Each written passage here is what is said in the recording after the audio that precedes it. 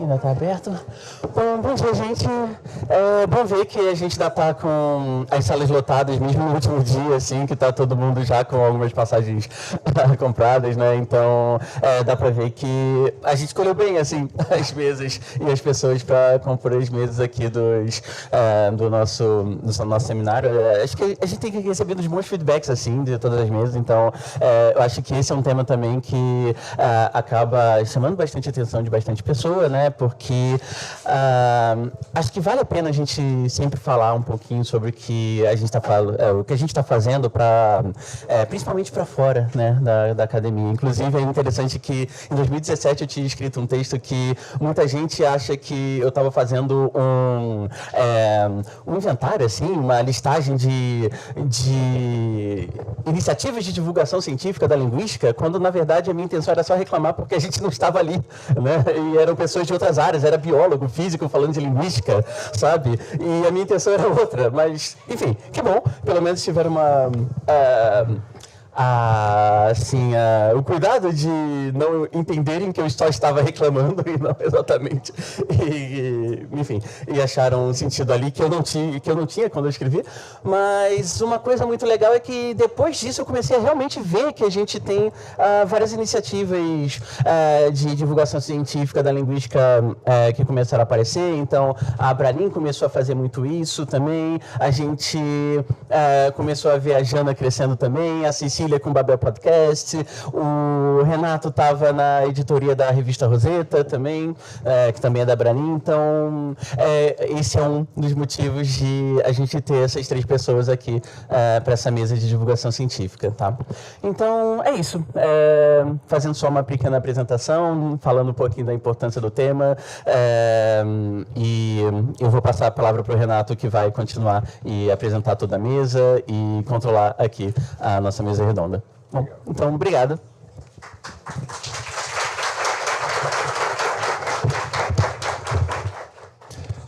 Bom dia, gente. Eu queria começar fazendo uma série de agradecimentos, né, ao mais perto. Muito bem.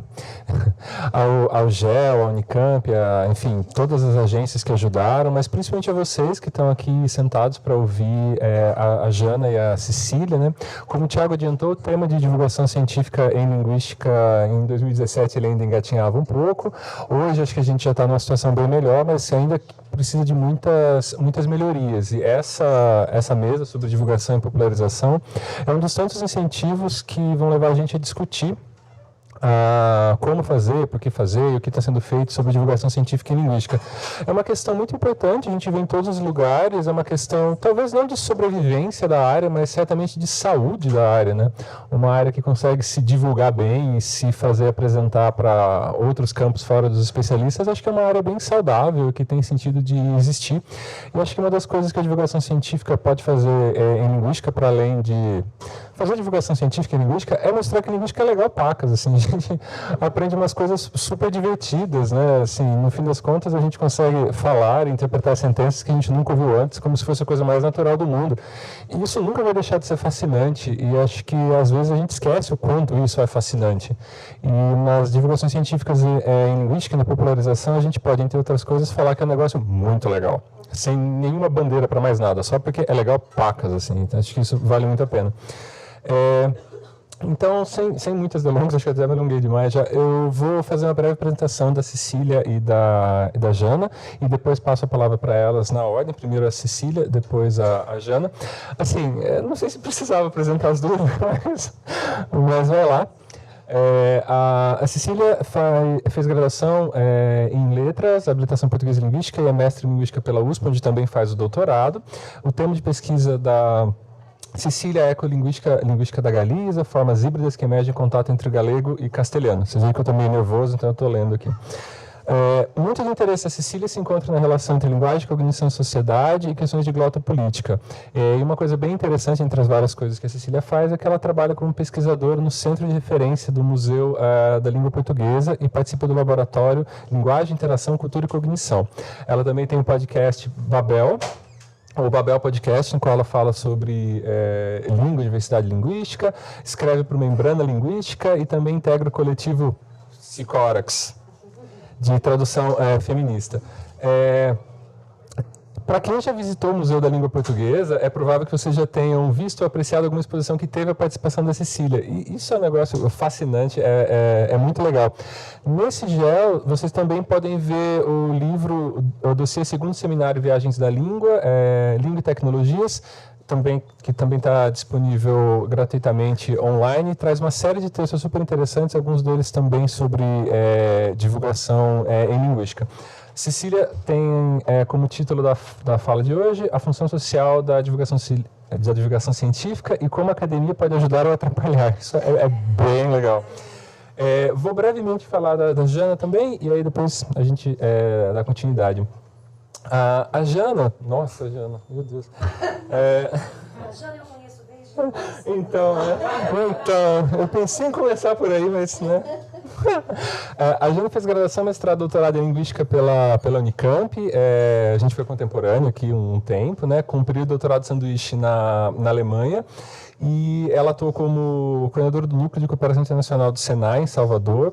Bem legal, uma experiência bem interessante. Desde 2015, ela produz conteúdo no YouTube, no canal Jana Viscardi, né? Que acho que quase todo mundo conhece, ou deveria conhecer, em que a gente escuta coisas bem interessantes, não só sobre língua, mas sobre divulgação científica, sobre política, sobre coisas muito relevantes nos dias de hoje. Ter alguém como a Jana para falar de língua e linguística no YouTube do jeito que ela fala é uma coisa pela qual a gente tem que agradecer, é um achado muito legal e faz todo sentido ela estar aqui para falar para a gente sobre a divulgação científica e o trabalho que ela faz. No GEL, tem também o lançamento do livro da Jana, Escrever Sem Medo, um guia para todo tipo de texto. Trabalho não só importante, mas necessário e super legal, todo mundo pode ver, estava ali fora do ladinho, né? Acessível. E a fala da Jana vai ser a popularização da linguística e quando não se faz parte do quadro das universidades, e aí sim com uma boa interrogação, uma outra fala que sim, promete ser bem interessante também. E com isso eu agradeço as duas, faço mais uma vez o agradecimento para quem está aqui vendo essa mesa, acho que a sala tão cheia mostra não só o interesse, mas a importância do tema. E bora lá, vamos ouvir a Cecília primeiro.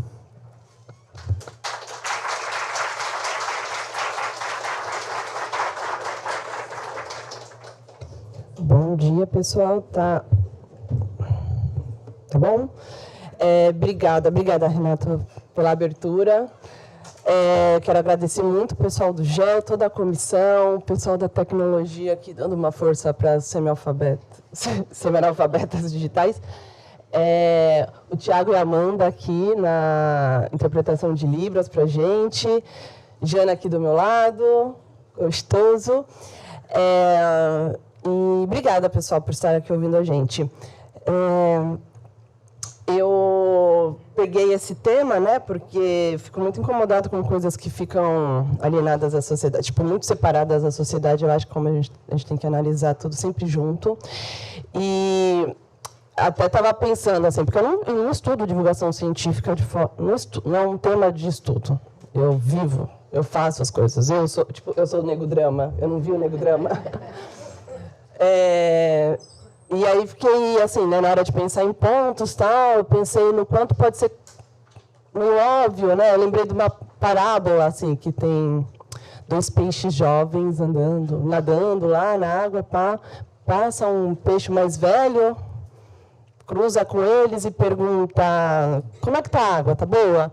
Aí eles falam: tá boa. Lá, pode ir lá. Aí os peixinhos mais novos uma hora viram para ele: o que é água? Que diabos é água?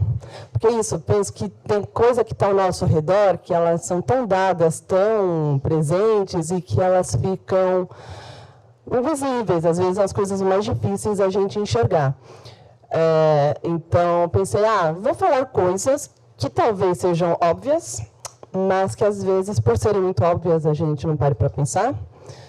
E, inclusive, eu vou trazer os pontos e vocês podem ajudar a complementar aí. Fala o que vocês acham dessas coisas. Foi. O menu que temos para hoje, a gente vai começar, vou chegar, dar uma olhada mais ou menos, como é que estão as coisas, né? Esse diagnóstico. Vou falar da importância de ocupar espaços, aí eu falo da função social, da divulgação científica. passo por temas como difusão, divulgação e popularização. Aí eu vou falar, porque eu tenho 2 chapéus assim para vestir aqui, né? Por um lado, eu estou numa instituição que lida com língua para o público não linguista, que é o Museu da Língua Portuguesa. De outro, eu participo de projetos independentes. Então, vou trazer um pouquinho assim de experiência nessas 2 modalidades.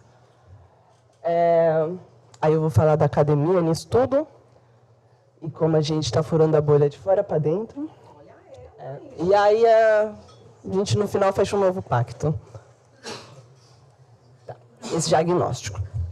Eu estava lendo um artigo do Rajagopalan, porque eu estava lendo outra coisa para a minha tese.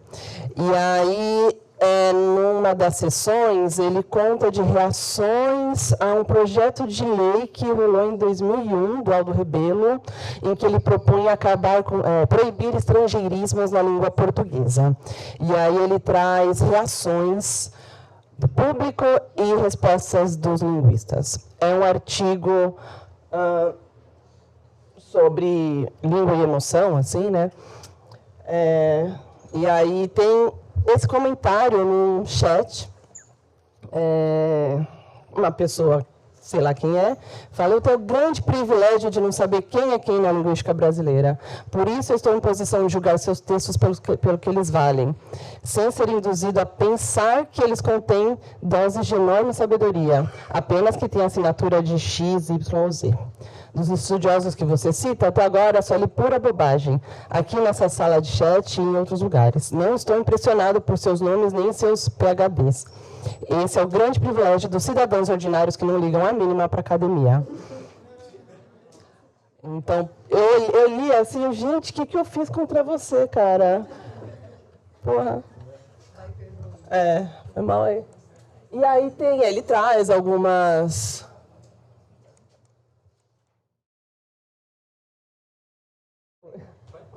Aí ele traz algumas outras coisas, né? E aí, inclusive, ele coloca uns trechinhos do Faraco, que na época o Faraco publicou na Folha de São Paulo um artigo, né? Eu peguei 2 coisinhas em que ele coloca 40 anos após a sua introdução como disciplina nas universidades brasileiras, a linguística permanece invisível e inaudível para a sociedade como um todo.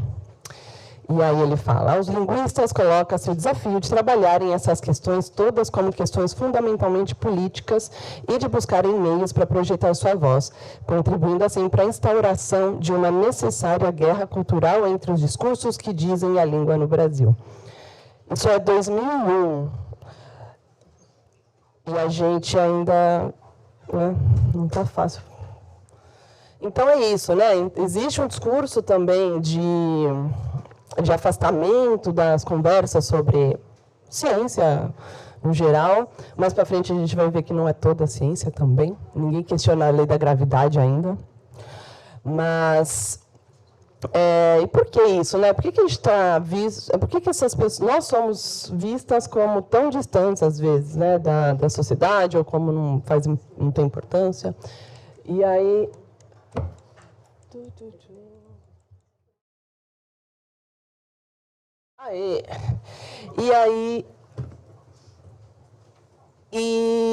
enfim, aquilo ali é um diagnóstico, né? E aí a gente às vezes fica... Fora que a vida está muito difícil mesmo, né? Ter tempo para fazer tanta coisa assim não é... Tempo é um dos recursos, é uma das coisas mais preciosas que a gente tem, que a gente... Né? Quem é que consegue ter tempo para coisas para além da sobrevivência? Então, não estou cobrando ninguém de nada, porque eu mesma estou ferrada nesse quesito. Mas qual a importância da gente ocupar os espaços? Porque se a gente não falar, alguém vai falar. E aí tem esse vídeo que eu coloquei aqui do Átila. O Átila, antes de estourar do jeito que estourou, ele já era muito conhecido no âmbito da divulgação científica e tal, mas é isso, né? Ele virou uma coisa estratosférica durante a pandemia, mas isso é antes, não sei, 18, 17? Sabe de cor, Thiago? Você tem cara de que sabe. Mas é isso. É um vídeo que ele coloca assim, por que você deve se expor na internet, né? A gente fica num discurso de, não, a gente tem que se proteger, mas ele fala, cara, se alguém procurar seu nome, essa pessoa vai encontrar algo sobre você.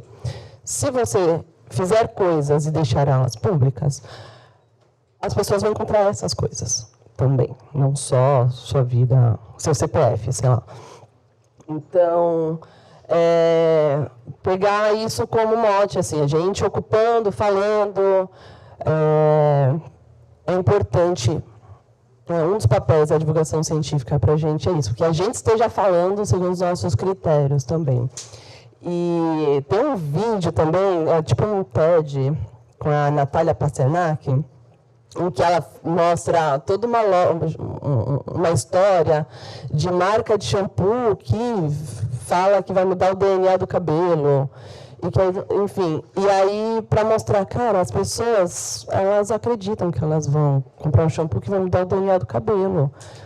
Porque elas ouviram a palavra DNA um dia, associa de alguma forma com constituição fisiológica, sei lá, e acaba aí. Então, enquanto a gente está falando só para nós mesmos, essas pessoas estão acreditando em coisas. E assim, o shampoo é uma coisa inofensiva, em certa medida.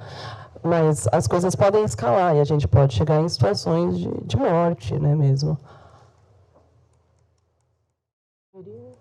Isso aí, gente. Tá, e aí passar para o ponto da função social, e assim, é uma coisa de ida e volta. A gente falar e a gente ouvir, e o público falar também. E eu acho que todo mundo ganha. E não é uma coisa do tipo, vamos lá levar a sabedoria para as pessoas. Tem uma parte que tem a ver com a sociedade acessar as discussões, a sociedade participar, mas também para a gente, para a academia ser reconhecida. Porque, assim, a gente fica numa batalha, né, para reconhecimento que vira verba, vira incentivo e tudo mais, mas se a gente tem uma opinião pública que não vê sentido no que a gente está fazendo, a gente vai ficar enxugando o gelo. Não vai adiantar. E aí, então é isso, todo mundo ganha nesse processo. Pensei em 3 pontos de função social. Uma de um letramento científico, né, a pessoa ser alfabetizada nisso, e tanto como um direito, as pessoas têm direito a isso. Se você oferece e ela não quer, tudo bem, tá? O direito dela, sei lá, não quer. Mas ela tem direito a letramento científico. E outra coisa que eu acho muito importante é que as pessoas entendam as disputas e avanços, um passinho para trás que a ciência dá, as ciências fazem o tempo todo. Tipo, sei lá, ovo, um ano é mocinho, no outro é vilão, né? Então, mas por quê? É porque o cientista não sabe nada? Não, porque a gente vai descobrindo coisas novas e tal, e também que as ciências não têm discursos consensuais também, né? Não é que tem uma grande verdade e as pessoas sabem aquela verdade ou não. Ou não sabem. Tipo, entender que no campo científico também tem disputas, porque senão a gente cai em descrédito, porque se muda você fala de uma coisa diferente do que falou antes, você pode cair no descrédito de tipo, você não sabe de nada. Enfim. Outro ponto, acesso às escolhas, né, que tem a ver com o direito ao letramento científico. E aqui eu fico pensando, né, quem são as pessoas que são chamadas de gênio, né, historicamente? Você vai ver, são pessoas que tiveram condições. Você pega a história do Darwin, ele tinha condições econômicas, materiais, estava no meio ali, intelectual, todo que propiciou, sabe? Então, é também isso, né? Dar acesso que essa pessoa faça escolhas de ir por um caminho ou outro, e que a gente possa ter nomes da genialidade para além do grupo social que ocupou esse espaço historicamente. E também desfazer mitos acerca de língua e linguagem, e aí para isso eu achei que precisava de um slide só para ele. Não. Ih, gente. Não, eu tô achando que eu... Aqui, eu troquei de lugar os slides, me errei. Aí eu levantei alguns assim, que eu pensei de cara, mas vocês vão saber de outros, da área de vocês. Mas você tem mitos, por exemplo, tem gente que equivale norma padrão à língua, né? Então, isso aqui é dessa língua, e considerando o que está na norma padrão. Coisas que levam, por exemplo, a preconceito linguístico. E aí é toda uma questão de valorização de seres humanos, né? Umas ideias de língua melhor, de língua pior, de que tem língua mais evoluída, menos, e aí tem a ver com hierarquia de importância de povos, de seres humanos também, porque você fala uma língua tal, você podem achar que você pensa melhor ou pior, porque fala uma língua X ou Y, ou um dialeto, um socioleto, sua variante. Essa associação também de valor pessoal do ser humano. Eu coloco aqui como ideologia da escassez, de tudo que não é hegemônico, né? Essa história de chegar um colonizador europeu num lugar e falar essa língua não tem tal, e parar de olhar, então aí você já classifica como uma língua inferior e não se olha, enfim, história, gente, não se olha porque que essa língua tem. E aí, uma ideologia do monolinguismo, inclusive é um tema que foi perpassado pela professora Ana Maria ontem, né, quando falou de identidades bilíngues e tal.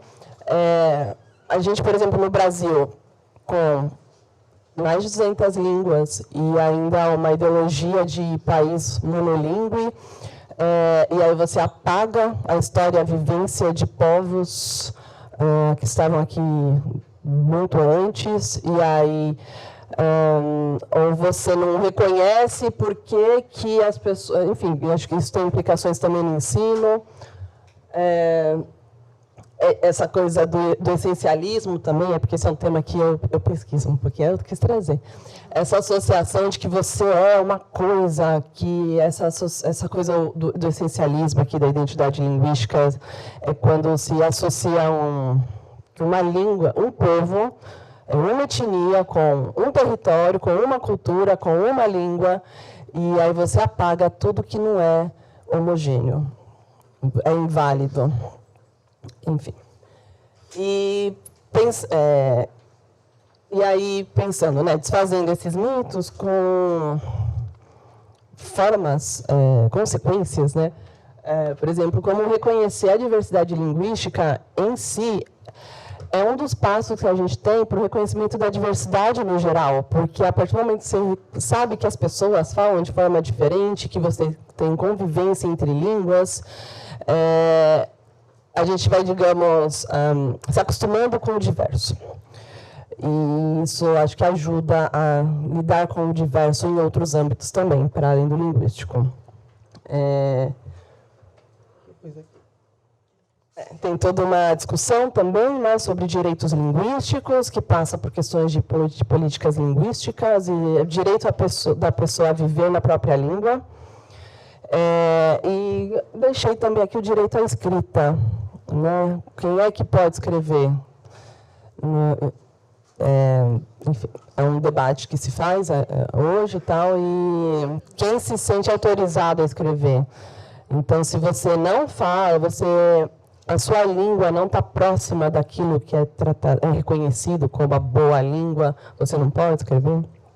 Enfim, pensei em alguns mitos de linguagem que estão por aí e que, se a gente fala para geral, talvez a gente ajude a desfazer esses mitos, e que são coisas que vão ter impacto na qualidade de vida das pessoas. em última instância, se a integridade física, eu vou dar até um exemplo, lembrei agora, eu tenho uma amiga que ela é de Belém do Pará e mora em São Paulo há alguns anos. Na primeira semana que ela estava em São Paulo, ela falou com uma amiga, num banheiro público, assim, de terminal, no que ela saiu, uma menina deu um soco nela. Deu um soco porque eu vi o jeito dela falar, deu um soco e falou, bem-vinda a São Paulo. Então, enfim, lembrei agora dessa história. E aí... agora funcionou rápido. E aqui nisso... também, quando a gente fala, a gente vai fazer divulgação científica, a gente também não pode ficar na postura de, olha só, eu aqui, o Salvador, que vim trazer a luz da verdade para você e tal, e não é isso. Ninguém é missionário aqui, né? E aí trouxe aqui um trecho da Luana, a Luciana e a Pietra, que trazem de ciência cidadã, cuja definição a ciência cidadã entende que a ação e a participação do público não especializado, sem treinamento científico, é essencial ao fazer científico. E esse público não pode ser reduzido à população de interesse e sujeito de pesquisa. Ou seja, a participação vai além da posição de fonte de informação e contribui para a pesquisa de outras formas. Enfim,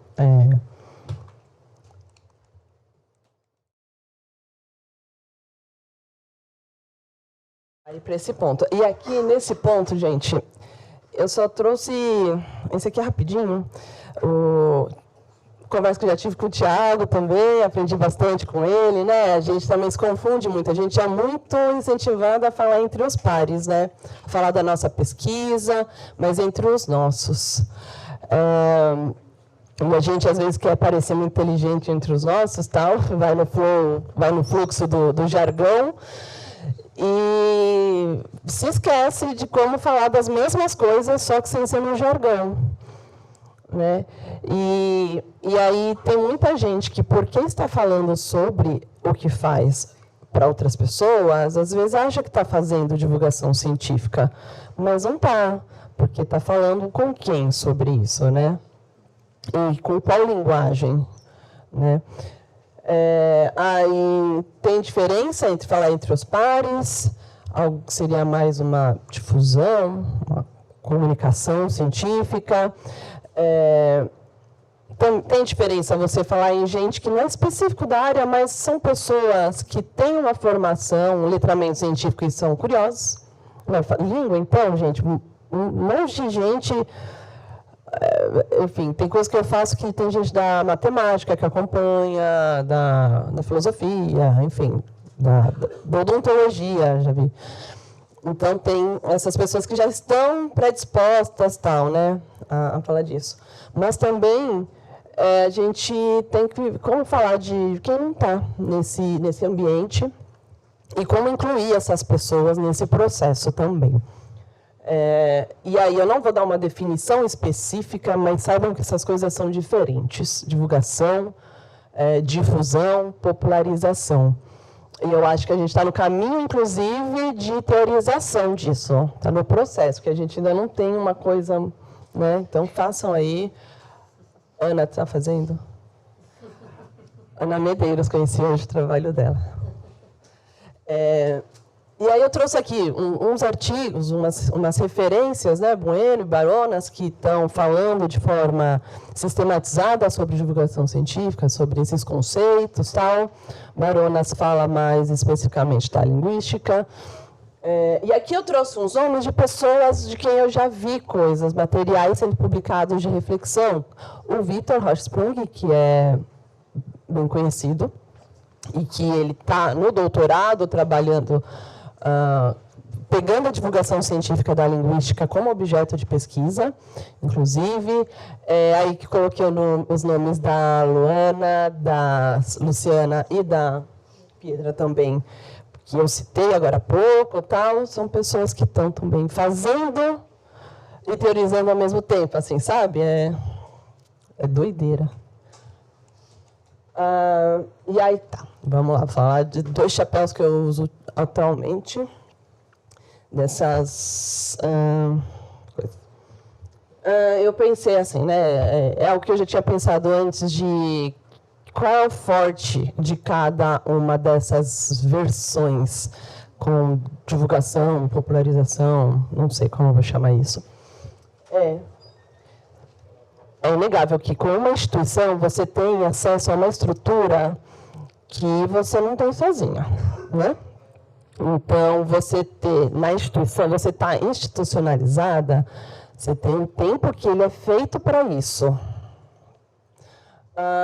Além das ferramentas, os gastos mesmo, né? Vem dali. Ali já existe uma rede de divulgação tal própria, de pessoas interessadas no que você está falando, e tem, digamos, um selo credibilidade. Só que a parte da produção independente tem umas outras coisas. Liberdade editorial, que eu amo. E o meu projeto com o Babel, para quem não conhece, o Babel, a gente fala sobre uma língua em cada episódio, a gente faz umas coisinhas diferentes às vezes, mas as escolhas são todas nossas. E foi muito bom fazer isso. Quem faz comigo é o Bruno Guide, e a gente é muito alinhado assim, na forma de pensar, e as nossas escolhas são nossas. E a gente escolhe as línguas de acordo com a forma como a gente pensa. Então, tem língua hegemônica que a gente não quer falar, por exemplo, né? O língua que é associada a coisas que a gente não acredita no mundo, sabe? Então, a gente tem essa liberdade que eu não vou ter se eu estiver fazendo um projeto ou com o Museu da Língua Portuguesa, porque isso envolve Estado, envolve patrocínio, envolve uma série de coisas. Ou mesmo se eu fizer na minha instituição de ensino, que é a USP, que também tem uma série de questões. Gente, ano eleitoral é um saco fazer coisa nesses lugares, inclusive. Já começou, já tem coisa que a gente não pode fazer. A gente foi criando redes muito bacanas de outras produções independentes. O Babel, ele começou... a gente entrou com o pessoal da Podosfera Antifascista, na época, e a rede de divulgação foi por ali, porque a gente divulgava entre si. E aí foi só depois que eu fui vendo gente do lugar em que eu estudo conhecendo. Ele já era conhecido antes, entre gente que não era da linguística. Gente, um amigo nosso até uma vez falou assim, gente, eu sempre enchei um saco essas coisas que vocês estudam e eu estou gostando desse podcast. Sucesso. E tal. E aí um outro ponto também é a permeabilidade, né? Quando você não vem com a carga assim, né? Nossa, eu sou uma instituição, não sei o quê, você consegue... E pegando a pessoa assim, ó, e ela nem vai percebendo. Pá. E aí eu coloquei aqui, ó, até, que eu já usei isso em outras apresentações, que às vezes eu brinco que o Babel é um cavalo de Troia. Que a gente chega, olha essa história desse povo, olha as musiquinhas nessa língua, não sei o que, de repente a pessoa está aprendendo, sei lá, o que é língua tonal, ergativo absolutivo, o que isso diz para alguém que não é da linguística, sabe? Tipo, e aí a gente está lá explicando umas coisinhas e não sei o quê. Enfim. É uma grande enganação. Não é cidadão, não. A gente está em ponto que as pessoas vão aprender linguística. E aí, beleza, né? Como a academia pode ajudar? Às vezes a academia atrapalha, mas ela pode ajudar. E o que eu pensei, né? Assim, pensei para falar aqui hoje, e aí é para todo mundo pensar, e a gente conversa juntos, tal, tá bom? Uma das coisas que a gente pode fazer, que a gente já faz muito, é teorização, né? E aí, tanto de estudar o que já existe, como pensar em novos modelos e, pô, a gente estudar a língua. Se tem alguém que pode entender, analisar como que está rolando a comunicação sobre certos temas, tal, a gente vai ser melhor que a galera da física para explicar isso, né? Como é que funciona, como é que dá certo, como é que se constituem esses saberes aí, né? Então, eu acho que é um caminho. Reconhecimento. E aqui eu trago um outro exemplo da Natália Pasternak também. Durante a CPI da pandemia, pessoas foram entrevistadas, tal, tem outro nome para entrevistar, né, que é diferente em CPI. Deu depoimento. Ela foi falar lá. Aí, eu esqueci palavras, gente, não... Depor. É muito forense ela. E aí, uma das coisas para descredibilizar a Natália Pasternak no que ela estava falando sobre fatos científicos, era falando do índice H, que é um índice de produção acadêmica. E aí, assim, mas o seu índice H é só tal. Diferente, por exemplo, de gente da sua área que é bem maior, não sei o quê, não sei o quê. E ela, porque eu estava fazendo divulgação científica, eu estou falando com o público, eu estou estudando para falar sobre isso ao público, e eu gasto muito tempo fazendo isso, não consigo publicar um monte de artigo que essa galera consegue. Né? Então, é isso, às vezes a gente, né, por demandas de produção, em artigos que quem é que vai ler, a gente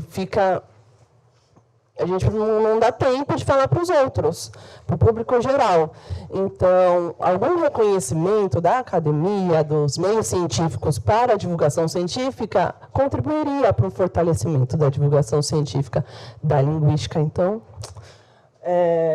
além de tempo e dinheiro, né? Acho que isso todo mundo sabe, porque não dá tempo. Além de tudo, assim, aproveitar e fazer parcerias com escolas, porque eu acho que um dos primeiros lugares da divulgação científica é na sala de aula, no ensino básico, com meios de comunicação, ou fazendo consultorias. Né, tem gente que ganha dinheiro fazendo consultoria linguística para série, né, para produção de ficção e tudo mais. Por aí vai. Vou pular aqui, porque... Vamos... E lembrar que não é todo mundo que tem que fazer divulgação científica, né? Que assim, ai meu Deus, eu não estou fazendo certo, eu tenho que fazer divulgação. Então, não. A gente tem que ter gente para tudo. E aí é só assim, valorizar quem faz divulgação científica, enquanto tem gente que vai ficar lá no laboratório, tem gente que vai para o campo, enfim. E aí, eu coloquei isso aqui do Leminski, Distraídos Venceremos, porque eu vejo como você pega, por exemplo, o trabalho da Jana. A Jana falou que ia fazer, eu vou fazer divulgação científica a partir de agora. Tipo, não, para quem conhece a história dela, sabe que ela foi fazendo coisas e tal. E, de repente, a gente está aqui falando na Unicamp desse tema. A Abralin criou a Comissão de Popularização da Linguística. A gente tem tido... Eu conheci o Renato em evento para discutir divulgação científica, e aí por isso que eu vejo como a gente foi furando a bolha de fora para dentro. Né? Me dá mais 2 minutinhos que está demorando para pensar, olha.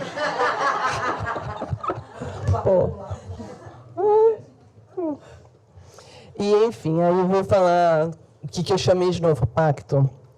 Tem esse livro, que está aqui, da Tatiana Rock, O Dia em que Voltamos de Marte. Eu acho um ótimo exemplo de boa divulgação científica.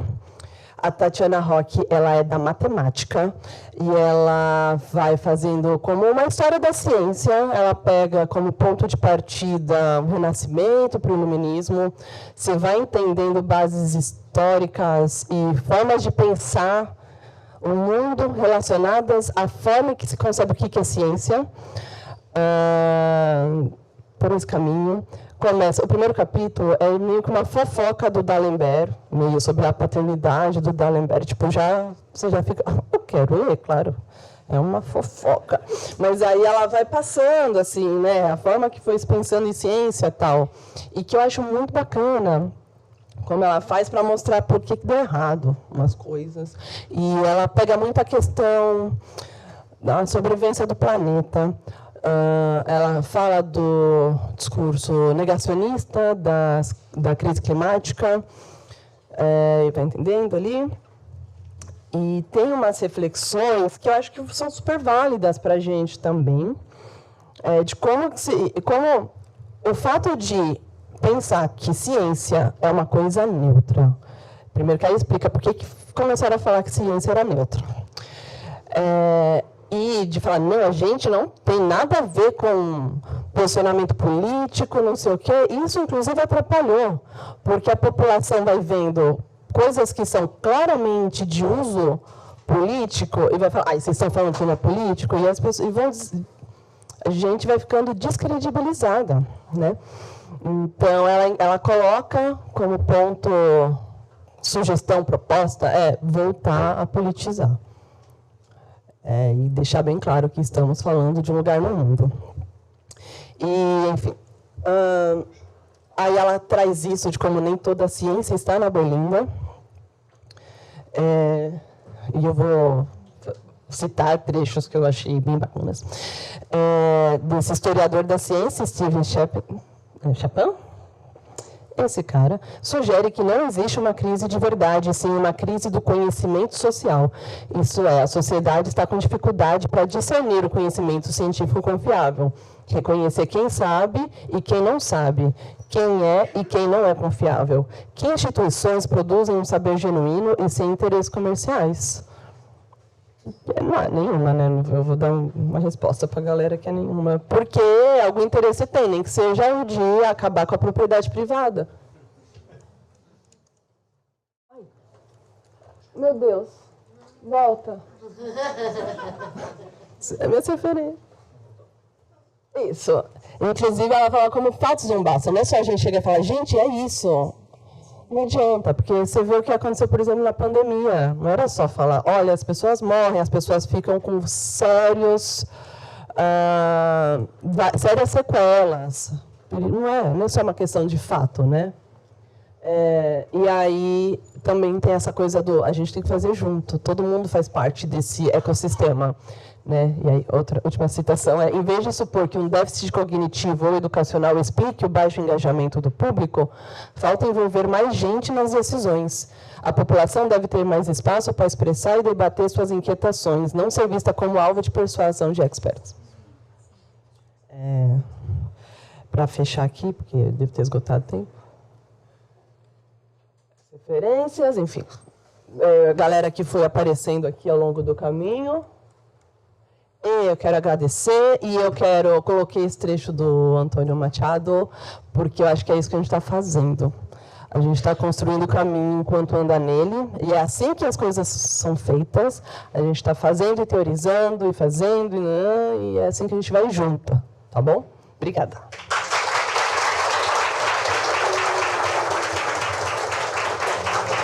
Só uma coisa, o Renato falou, né? Não, que linguística é legal pra caramba. E para a gente não fazer separações hierárquicas no mundo, como eu já vi gente falando, não, porque linguística é ciência, por isso que tem valor. Não importa se é ciência ou não. A gente pode deixar esse discurso de lado, a gente só pode só falar linguística, é muito legal. Independente de nome que você vai dar para isso. Vai, Jana. Opa! Eu queria mais palmas. Eu vou ficar aqui no cantinho, tudo bem? Vocês veem tudo, tá? Vendo lá na coisa lá? Eu aqui no canto, vê lá? Na outra sala?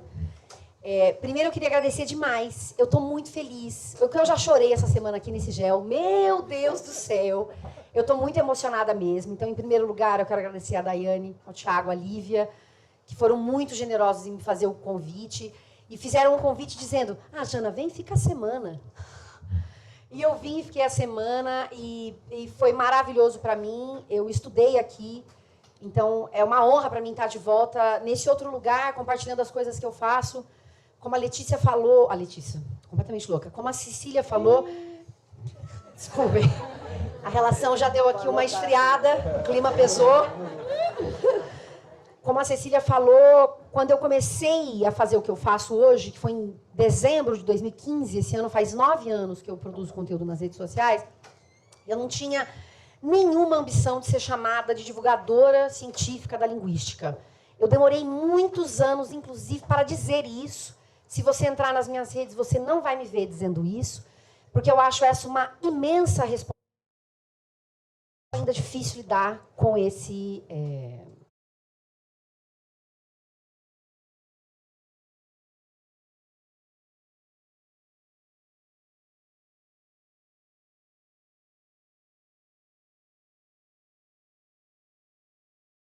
falar, não, porque quando eu comecei o meu canal, e isso começou a me gerar um pouco de angústia, porque a sensação que era sempre eu e eu ali, e não era essa a minha intenção, né?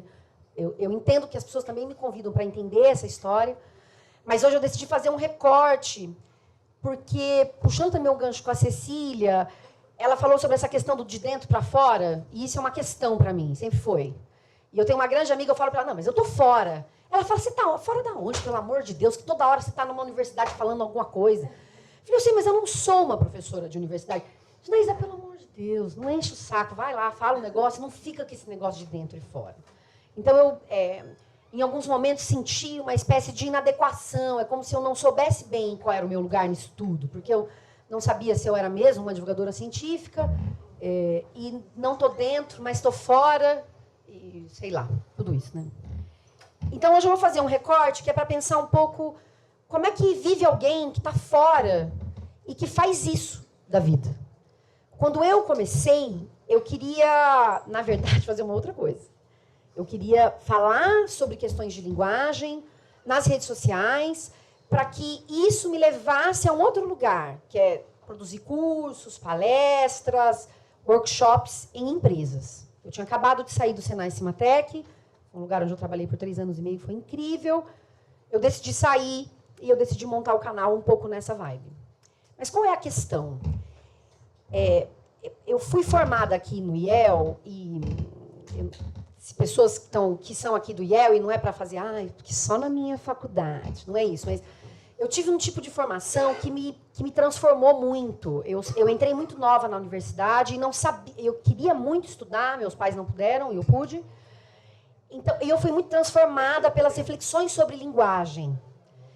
Então, a sensação que eu tenho hoje é que tudo que eu estou pensando passa por questões de linguagem, e é possível que vocês, claro, se identifiquem com isso. Então, eu estou falando de sei lá o quê, e eu estou pensando sobre a questão de linguagem ali no meio.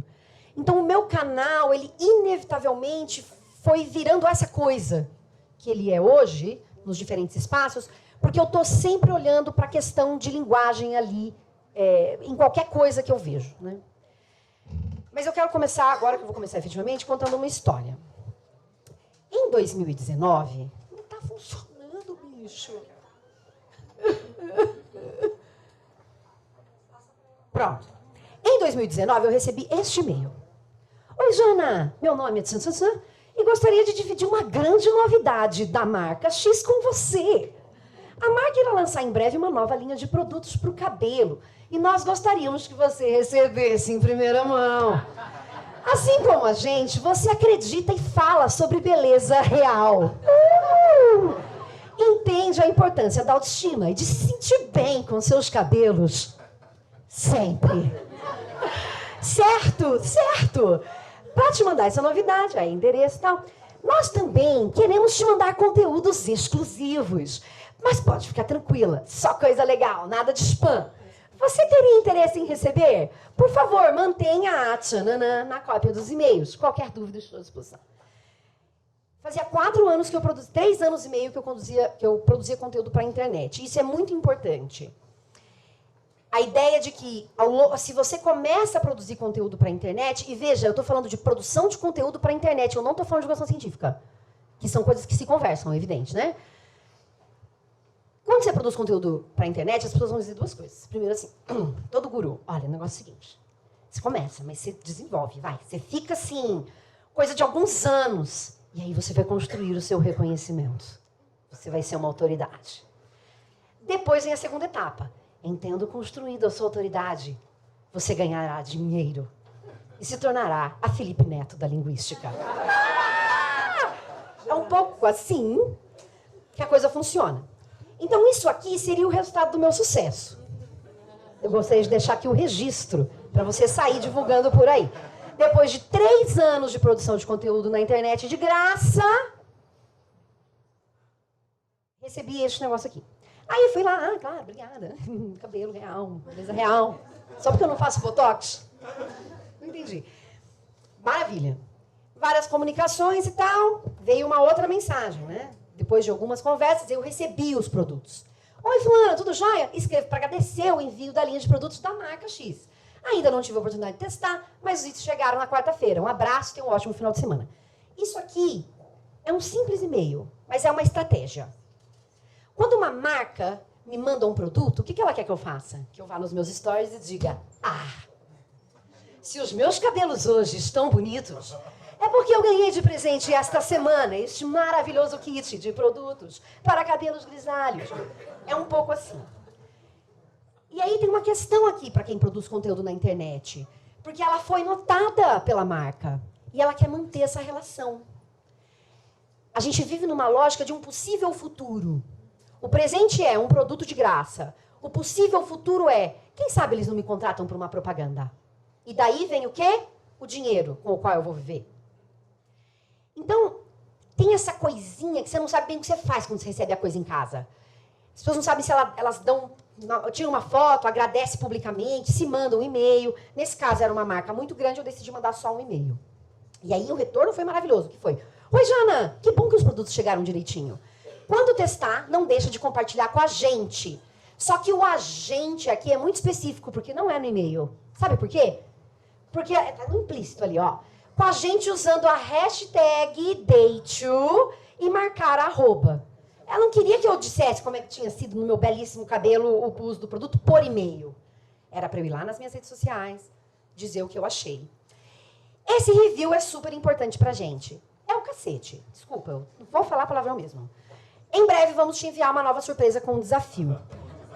A gente continua se falando. E a linguagem, não é maravilhoso? É por isso que eu falo, bicho.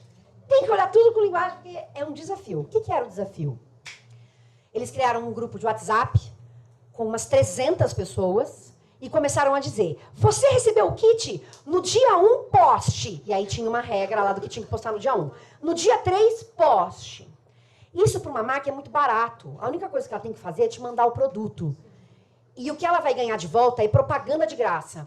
Mas como na internet você está nesse limiar de essa marca me notou, de repente se eu fizer isso de graça, talvez eles me contratem depois. O que muita gente fez, e eu não, publicou, fez exatamente do jeitinho que tinha sido pedido no WhatsApp que eu recebi. Por que eu estou te falando isso?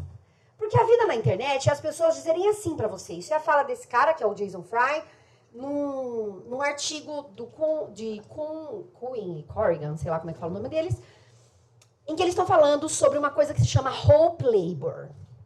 Hope Labor é isso que eu acabei de dizer. E depois ficou bem conhecido esse artigo, anos depois. Saiu na UOL, em vários sites, inclusive. Esses pesquisadores, eles chamaram de Hope Labor esse trabalho que é ou não remunerado, ou muito mal remunerado, que é o trabalho de uma... que pensa no futuro. Então, eu faço um trabalho de graça por um tempão, esperando que daqui a alguns anos, num futuro próximo, eu vou receber alguma coisa em troca disso. Produzir conteúdo na internet é isso. As pessoas começam a produzir conteúdo na internet com a expectativa de que elas vão se tornar o novo Felipe Neto. Com a triste notícia que eu tenho para dar de que só o Felipe Neto é o Felipe Neto, inclusive em função de escolhas eticamente bastante questionáveis ao longo da própria trajetória. Então, tem uma série de nuances que a gente ignora quando a gente pensa o que é a produção de conteúdo na internet e viver da produção de conteúdo da internet. É o meu interesse aqui hoje, né? Então, começou a me incomodar, já há muitos anos me incomoda. Eu fico pensando, do que vivem os meus colegas? Do que se alimentam, bicho? Eu já falei várias vezes que me chamaram, eu falei uma coisa que uma amiga minha fala, eu não acredito que você fala isso para as pessoas. E eu vou falar de novo. Se eu estou há 9 anos produzindo conteúdo na internet, Não é porque eu construí um grande império financeiro. É porque eu tenho um marido. É horroroso isso que eu estou dizendo. Acabei com a minha carteirinha feminista, joguei aqui no chão agora, pisei em cima dela. E por que eu brinco com essa história? Porque é preciso ter financiamento para fazer projetos. E isso vale para quem está dentro e para quem está fora. Porque agora os professores estão recebendo lá os editais. Vocês vão se identificar. Olá, caro professor. Desenvolva o seu projeto. Cláusula, divulgação científica. Você precisa falar do seu projeto por aí. E isso vira uma parte do trabalho dos professores que vão desenvolver suas pesquisas, só que de uma maneira que isso é em si o trabalho. Que precisa de equipe, de tempo, de dinheiro, de planejamento. Isso já é uma outra coisa. Então, a questão do financiamento, ela é muito importante. E é por isso, e a divulgação científica? Eu não vou fazer aqui a diferenciação, né, popularização, não é o objetivo aqui. Eu vou chamar de DC só para fins de simplificação, tá? Quando a gente pensa no ecossistema de uma popularização, a gente tem muitos atores diferentes. Pesquisadores, professores, jornalistas, estudantes, profissionais independentes, variados, instituições, museus, universidades, o que não falta é coisa. Objetivos podem ser muito diferentes também. Promover discussões entre pares, conversar com o público leigo, despertar interesse geral, tem outras tantas coisas que você pode pensar aí. Os formatos são muito diferentes. É vídeo, é texto, é áudio, é ilustração. É um bocado de coisa que você vai pensar outras. As plataformas são muito diferentes, mas tradicionalmente a gente tem a TV, o rádio, o jornal. Pasquale, passou a vida falando da língua portuguesa. Até hoje está lá, se duvidar. Está na CBN. Eu fui dar uma entrevista na CBN um dia, a moça falou, muito bacana, Jana, nós teremos aqui amanhã o professor Pasquale. Eu... Legal, bicho, bacana. Bacana demais. Mas tem livro, tem formações que as pessoas dão, formação de professores, por exemplo. Eu sempre lembro do professor Marcuski, né, que tinha um trabalho muito importante na educação também. E aí tem o quê? As redes sociais. A nossa conversa hoje é o quê? Para você entender que eu não estou falando de tudo, porque ninguém falará e eu também não. Redes sociais, pessoas independentes. Independentes nesse sentido, que não estão afiliados diretamente a uma instituição. É o meu caso. A minha instituição é a Jana Viscardi mesmo. Deste modestíssimo corpinho que vos fala. Diferentes possibilidades de financiamento também. Isso é que nos interessa. Público, privado e diferentes caminhos para esse público, para esse privado. Eu estava lendo um texto sobre divulgação científica. Foi um conjunto de textos que saiu na Consciência em 2018, que eu estava escrevendo um capítulo de um livro, que vai sair ano que vem. E aí eu achei esse trecho do Escobar, que é um jornalista científico, ele vai dizer assim: graças à internet e às redes sociais, qualquer cientista pode se comunicar hoje diretamente com a sociedade, sem necessidade de intermediário, como você pode ver na sequência. Por meio de... Mas não entendi. Não entendi. Por meio de blogs, sites, vídeos, podcasts e outras plataformas. Em muitos casos, basta uma conta no Facebook.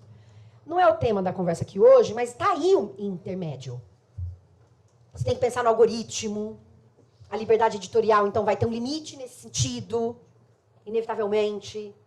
Então, não é sozinho, mas tem essa ideia de que essa fala pode nos dar a impressão de que é muito simples. E aí, os projetos podem se transformar em grandíssimas frustrações. Porque, não se esqueçam do nosso recorte, redes sociais, profissionais independentes, mas aí também vale para quem está dentro da universidade, claro, e a questão do financiamento, né? E estrutura, então. Quando você pensa na etapa da produção de conteúdo, e agora eu estou pensando em etapa de produção de conteúdo de vídeo, você pode incluir microetapas aqui dentro, você tem primeiro um planejamento. Como é que você começa? Né? O que você vai fazer? O que é a sua linha editorial? O que é o seu projeto? O que você faz? O que você quer fazer? Eu sabia isso assim que comecei? Totalmente? Não. Eu sei totalmente hoje? Também não, bicho. Mas tá ótimo. Porque esse é um projeto meu que não tem fim.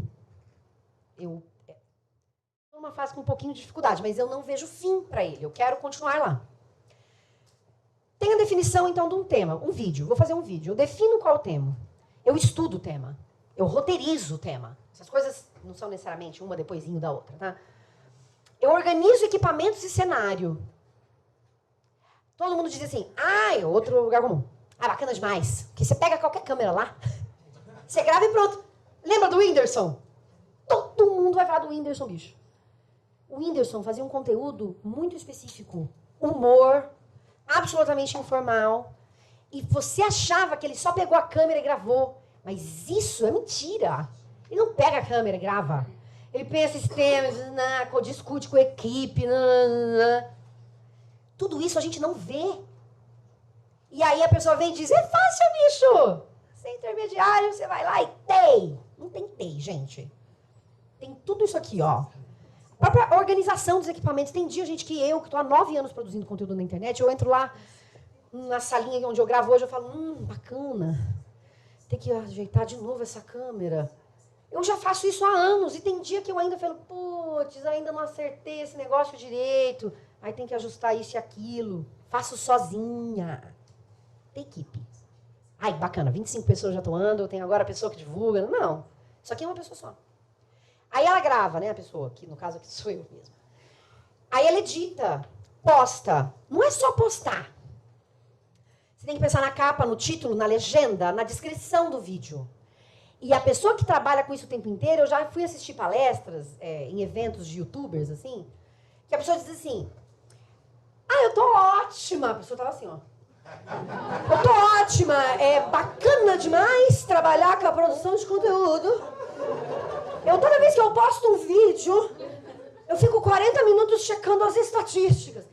As pessoas, elas postam e elas ficam checando as estatísticas do vídeo. Pra ver se troca de capa, pra ver se troca de legenda, pra ver se troca de título. Mas não acabou ainda. Porque você postou, você tem que divulgar. Aí você vai em todas as outras redes. Olá, tudo bem? Postei vídeo novo hoje. Aqui, hein? Olha o link. Bicho, não acabou ainda. Vai dar chegatinha nas métricas de novo. Porque aí você quer saber que horas a pessoa saiu do seu vídeo, quanto tempo ela ficou retida naquele conteúdo. Pronto. É só isso que tem que fazer. Simples assim. Pá! Aí vai lá, CAP, CNPq. Caro professor, pesquisador, não se esqueça das redes sociais. É fácil. É só você. Simples. Aí eu encontrei um artigo de 2022, 2 pesquisadores da linguística foram para as redes sociais fazer um teste. Eles foram produzir um conteúdo, Vilarinho e Forster, e eles tinham um projeto de produzir alguns conteúdos. E eles foram relatar, é um relato mesmo de caso, o que eles estavam fazendo. E é super interessante, porque foi muito difícil, bicho. Eles não puderam falar desse jeito que eu estou falando aqui agora, mas foi o que eles disseram aqui. Outra surpresa no processo, surpresa, olha o eufemismo.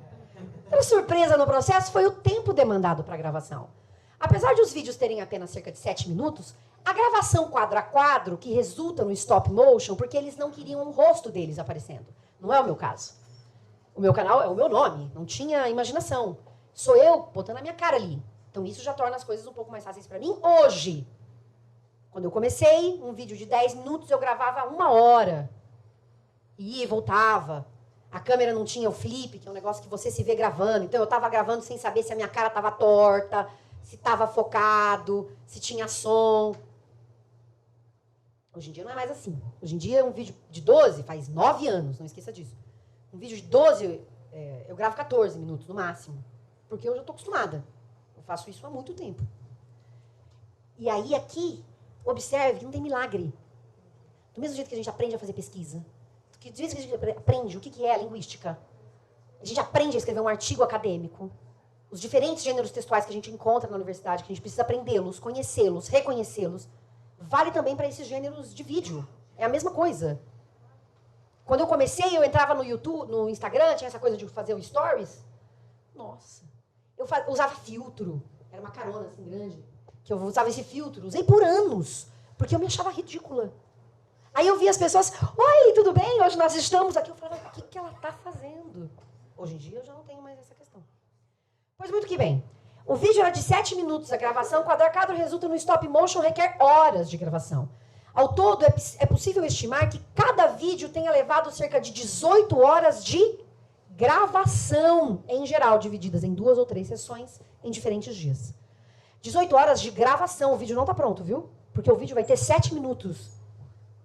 18 horas de gravação, eu não sei quanto tempo de material ficou no final, né? O tempo de gravação.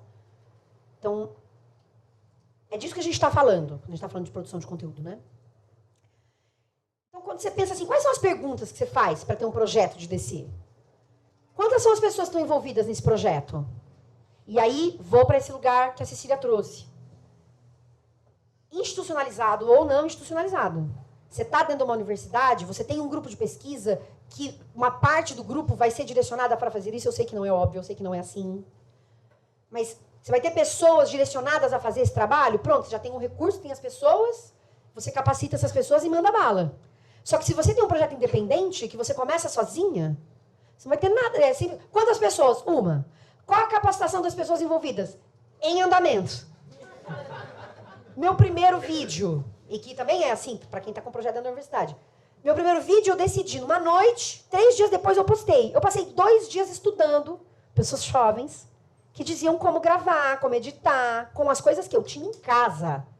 Porque eu não queria comprar nada, não queria gastar dinheiro. Então, o que eu tinha em casa eu usei para começar. E é quase coisas muito parecidas com o que eu uso hoje. Qual é a estrutura disponível que você tem? Computador, câmera, celular, é o quê? Quanto tempo você tem para dedicar a esse projeto? Quanto tempo? Qual o planejamento de produção e o cronograma de postagem previsto para a condução do projeto? Porque se você começar a pensar nas redes sociais, as redes sociais elas ficam assim. Oi, eu sou o Instagram. Para você se dar bem na vida, fique aqui o dia todo. Olá, eu sou o YouTube. Se você quer vencer e ter autoridade, fique aqui o dia todo. Todas as redes vão dizer isso para você. Qualquer guru de produção de conteúdo vai dizer as maiores barbaridades em prol de uma lógica, que é essa dinâmica horrorosa de um capitalismo digital, em que você precisa, se vender, uma ideia de uma falsa meritocracia, que não sei vocês, mas não existe, né? Então, a meritocracia de que se você ficar bastante lá, você vai ser recompensado no futuro, olha o Hope Labor aí, e de que você tem que estar naquela rede, porque aquela é a melhor. Não, você fica no YouTube, porque lá você constrói autoridade, são vídeos longos, as pessoas gostam. 2 anos depois, chega uma outra rede, todo mundo corre. Vamos, vamos! Tem muitas redes. Muito tempo para despender em cada uma delas. Se você não tem um planejamento, se você não consegue pensar um planejamento do que é o seu projeto, a sua linha editorial.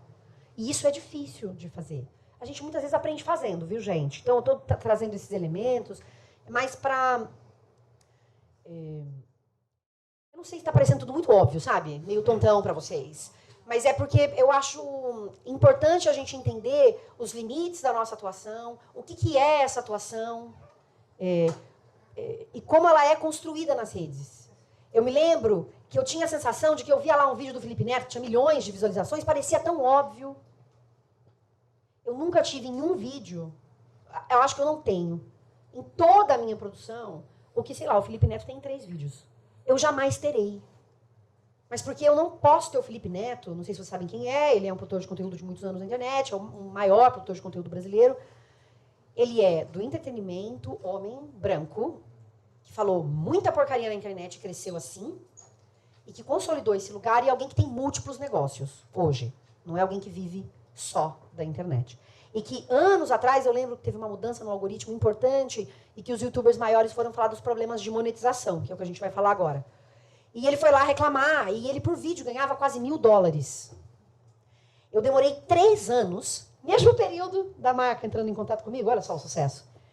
Demorou 3 anos para eu ganhar os meus primeiros $100 do YouTube. Porque quando você produz conteúdo para o YouTube, você pode monetizar. E antes era diferente de como é hoje, né? Era um pouco mais fácil no começo. Eu precisei 3 anos para acumular $100. Você só tira o dinheiro quando você acumula 100. Acumulei 100. Não tinha nenhuma experiência. Botei lá no banco que eu tinha, era Itaú. Para eu pegar o dinheiro dos Estados Unidos para o Brasil, eles tiraram de taxa, acho que, sei lá, deve ter saído R$500, eles tiraram 200, eu fiquei com 300. 3 anos de trabalho, deu R$100 por ano. Você viu? A vitória veio. Ela veio. Veio quando eu recebi o produto. Olha o cabelo. Glória, bicho. Gostei porque a Amanda também fez ali, ó. Gata, eu tô de olho em você. Tem uma agência brasileira que chama YouPix. Eles se colocaram como, nós somos a grande agência que fala, pesquisa sobre a creator economy. E eu estou dizendo tudo isso para vocês, eu detesto a palavra, mas eu vou usar mesmo assim, é uma provocação, digamos assim. A divulgação científica feita nas redes sociais, ela inevitavelmente é parte dessa lógica de uma creator economy. A gente não pode esquecer disso, essa economia do criador de conteúdo. E isso, para mim, é muito importante. Você faz parte daquele ecossistema. Você faz parte da lógica dos algoritmos. Você quer alcançar as pessoas. Você participa daquilo. É inevitável. Tá? E essa agência faz uma série de pesquisas com influenciadores. É uma amostra isso aqui, viu, gente? Porque a gente tem... Eu nem sei dizer qual é o número de produtores de conteúdo que a gente tem no Brasil. Esse número cresce todos os dias, numa lógica de precarização de trabalho. Cada vez mais pessoas acham que elas vão ganhar dinheiro com a internet. Então, cada dia tem pessoas criando novos perfis, tentando vender coisas nas redes. Mas o que essa pesquisa de 2023 vai nos dizer é que, eu falei, Nánia, quantas pessoas você tem na sua equipe para fazer o seu projeto? 68% dos creators trabalham sozinhos, sem equipe. Quem tiver interesse nessa pesquisa depois, pode me mandar e-mail, me procurar aqui fora, que eu passo, porque você, para acessar essa pesquisa, tem que ficar dando o seu e-mail, nome completo, depois fico mandando coisinha para você, sabe? Olha como nós somos legais. Pô, coisa das redes sociais. Então, é um mercado em que as pessoas fazem tudo sozinhas. Então, essa ideia meio glamourizada, que parece que está todo mundo, rachando de ganhar dinheiro, 2, cheio de equipe, indo para a Europa toda semana porque ganhou o produto da marca de cabelo, isso é falacioso. Mas como a internet é um lugar de muita falácia, de muita venda de sonho, é muito comum que a gente ache que as pessoas estão chegando nas redes e vendendo tudo muito bem. E isso, para mim, é importante porque os alunos que entram hoje nas universidades, eles já entram com a internet dentro deles já há algum tempo. E muita gente tem essa expectativa de sair para trabalhar com rede social. Então, eu acho essa discussão fundamental, porque tem a ver com pensar o que é essa profissionalização, pensar o que é esse trabalho, como ele se desenrola, os recursos que são requeridos, o que é essa tentativa de profissionalização, o que é esse mercado de trabalho. E que era uma coisa que se tem uma crítica, quando eu estudei na Unicamp, há muitos anos, era justamente pensar o que era o mercado de trabalho. Eu saí linguista, fui fazer um mestrado, mas eu decidi não fazer o doutorado. O que eu faço agora? E muita gente tem pensado, um caminho é aqui, é as redes. Mas ele parece, às vezes, muito óbvio, e ele não é. Ele não é óbvio. E eu não quero parecer assim, acabar com os sonhos e as alegrias das pessoas. Eu gosto do que eu faço, gente, mas é mais para dar um tom, trazer uma criticidade, sei lá, para a conversa. Não sei se está fazendo sentido para vocês. E aí vem a pergunta, e o financiamento, bicho? Adoro. Como é que as pessoas que produzem conteúdo nas redes sociais se financiam? Caminhos são vários. Tem um marido, chama Eduardo, lá em São Paulo. É o meu marido, no caso. A gente faz muitas coisas. As pessoas estão sempre na busca da publicidade, que é um caminho cada vez mais difícil de alcançar, porque as marcas não são idiotas. Mercado, gente, predatório totalmente. Então, assim, manda o produto para 50 pessoas, todas elas vão responder ou não. Manda uma proposta para você que é horrorosa, muito ruim, mas você pensa, fui notada, vou fazer. Aí você ganha muito menos do que é o preço de mercado, mas a gente não consegue saber qual é o preço de mercado, porque a Juliette cobra sei lá quantos mil no post, mas ela era do Big Brother, ela fez não sei o quê. Eu sou apenas a pequena Janaísa, o que eu faço? Como é que se cobra? É difícil, né? Mas, bom, publicidade é um dos caminhos. Eu só faço publicidade para... 30 minutos, falta 5. Eu só faço publicidade para coisa de doença. Porque eu tenho uma doença e eu falo sobre ela nas redes sociais. Eu vivo com uma doença chamada doença de Crohn. Faço um trabalho também de conscientização sobre ela, porque eu me vi adoecendo gravemente e eu tinha já um canal. Quando eu voltei, eu estava muito magra, amarela. Falei, talvez eu devesse explicar para as pessoas o que aconteceu. Mudei um pouco.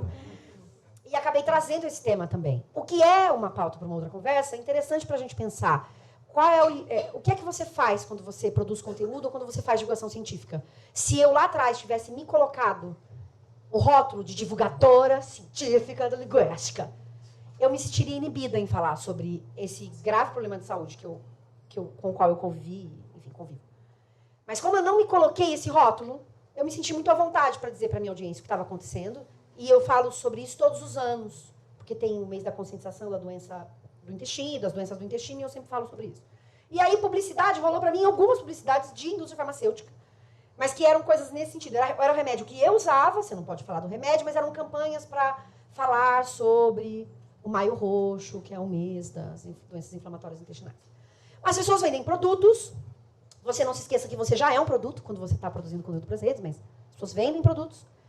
Vendem infoprodutos, que é um nome que as pessoas dão, né? Curso, livro, palestra. Eu me encaixo nesse lugar, né?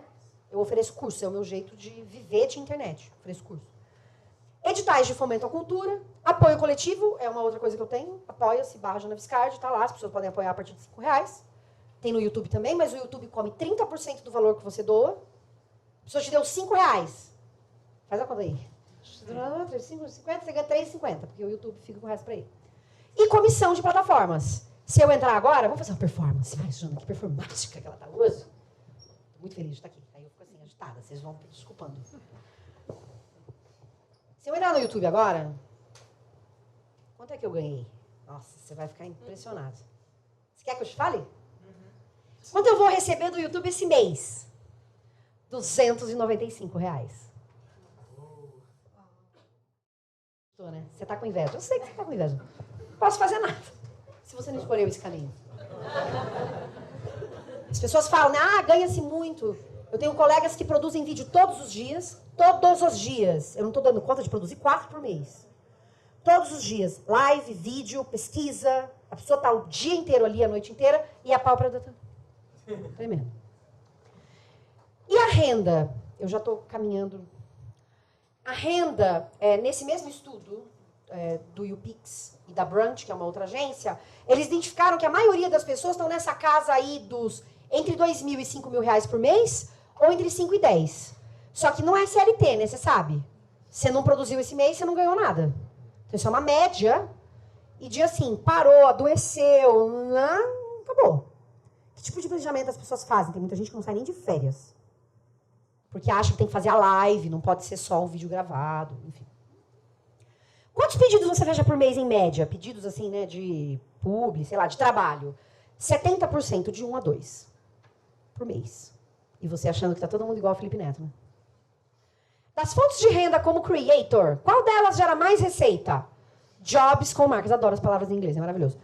Jobs com marcas, o tipo publi. É 50%. Mas muito pouca gente fecha publi. Então, é uma coisa curiosa, isso aqui. Numa outra pesquisa da FGV, com a Hotmart, que é uma plataforma de venda de infoprodutos, eles foram olhar para a renda mensal, e quem era um afiliado, que a Hotmart vende isso como uma coisa super importante e boa para você. Uma moda, uma época.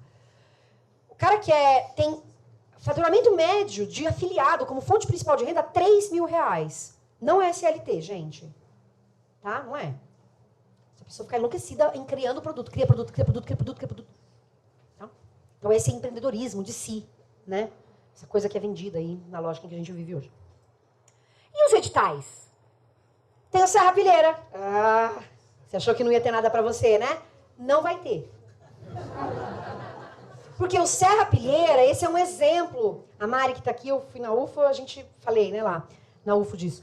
Serrapilheira, a Mahayana, uma professora incrível, ela fala direto disso, maravilhosa, Mahayana Godoy. A Serrapilheira, gente, olha o edital. Assim, um edital para pessoas negras, incrível, podcast, foda. O edital procura bons projetos de podcasts nos quais a ciência cumpre um papel importante. E você não querendo colocar linguística como ciência, né, Cecília? Acabou com os nossos planos, a Cecília.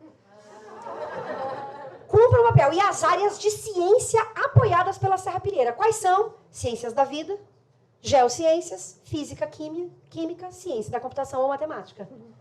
Está escrito linguística ali? Ciências da linguagem, sociais. Não tem. Tem que estar em outro lugar, né, esse financiamento. Não é no Serrapilheira, que é muito grande. Muito grande. Se não me falha a memória, é a família Moreira Salles, né? Por trás, né, do projeto. Todo mundo sabe, né? Todo mundo querendo uma boquinha, nada. Sabe que a gente se bater lá no Itaú? Vai? De repente, no IMS, a gente vai lá. Então, vou encerrando aqui. Faz sentido o que eu falei? Então, dentro, fora, quem está dentro da universidade fazendo divulgação científica tem os seus desafios. Claro. Porque está dividindo essa funça com outras inúmeras funças. A gente não tem ainda, né, alguém que é um divulgador científico e trabalha na universidade apenas com isso. Você faz isso e todas as outras milhões de coisas administrativas, e aí você tem 50 alunos para orientar. Então, a gente sabe que não é óbvio e simples também dentro da universidade. Mas ainda há ali, a depender da universidade, porque não são todas iguais, um lampejo de um financiamento. Vê-se ao fundo, talvez um pequeno financiamento. Quem está fora precisa encontrar esses caminhos para isso. Só que você não começa um projeto, é raro você começar um projeto com dinheiro. Então é preciso ter bastante cuidado em pensar o que é começar um projeto de divulgação científica nas redes sociais, para você não se ver esmagada pelo algoritmo, porque você não vai ter muita visualização, e você quer ter essa visualização para as pessoas te enxergarem e para você conseguir esse tal reconhecimento lá do Hope Labor, para você depois conseguir um dinheiro. Nada disso é óbvio. Eu adoro o que eu faço na internet, gente. Eu adoro. Mas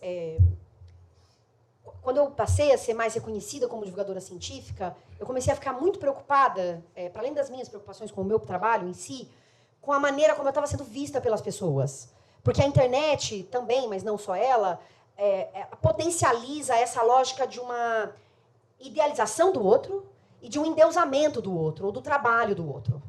Então, eu acho que pensar o que é o financiamento, o que é a produção de conteúdo, como é que se faz isso, é muito importante. E entender que a gente faz parte de uma lógica que é essa creator economy, que é muito complexa e é devoradora. É a lógica das plataformas, dos algoritmos, é a lógica desse dinheiro que você espera que virá e nunca vem. Ao mesmo tempo em que você tem coisas muito legais, como no meu caso específico, ter vindo aqui, não é puxação de saco, e ter conversado com inúmeras pessoas que conhecem o meu trabalho e que é algo que eu jamais imaginei que eu conquistaria. Jamais. Eu jamais. Comecei um canal no YouTube imaginando. Daqui a 9 anos eu vou estar lá no congresso e as pessoas vão me parar para tirar foto, porque elas me acham muito legal. Jamais imaginei uma coisa assim, entendeu? Você não começa um projeto assim. Então, pensar o que é o financiamento e, antes disso, pensar o que é o tempo. E isso vale para quem é professor e está na universidade, isso vale para quem é aluno e está na universidade e quer desenvolver um projeto. Para que você não seja devorado. Devorado pelas redes, pela dinâmica dos algoritmos, por aquilo que esperam que você tenha que fazer. Por isso que conhecer também a própria linha editorial é legal. Ter um mínimo ali. As pessoas me pediam para falar de K-pop, às vezes. E aí eu falava, meu Deus, está na moda, eu devia falar de K-pop. Bicho, eu não tenho a menor ideia. Por que eu falaria de K-pop? Eu posso, sim, encontrar uma conexão com questões de linguagem. Mas eu tenho tempo de fazer isso agora? Eu posso fazer isso agora? Né? E aí, porque eu e a Cecília não combinamos isso. Olha, o telefone tocando. Deve ser para vocês.